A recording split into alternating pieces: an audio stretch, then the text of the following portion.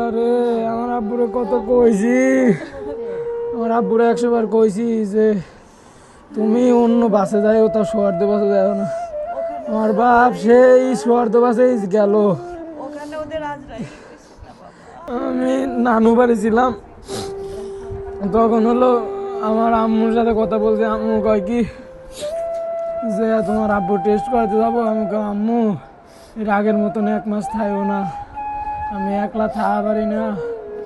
আমার আম্মু কয় কি যে না আব্বু 4 দিন থাকবো, তখন বড় মামার বাসায় চলে আসবো নে।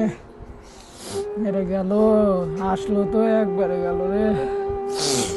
আল্লাহ রে, 3টার দিকে আমার ভাল লাগতেছিল না। আমি কইলাম যে আম্মু কই তোমরা? কয় কি যে আমরা ফেরিতে উঠবো কয়া ফোনটা রেখে দিল। তারপরে আর ফেরিতে উঠছিল নাকি ওঠে না। আল্লাহ রে আল্লাহ,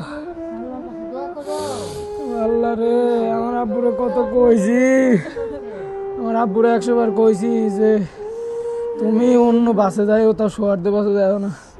আমার বাপ সেই সোয়ার্দ বাসে গেল।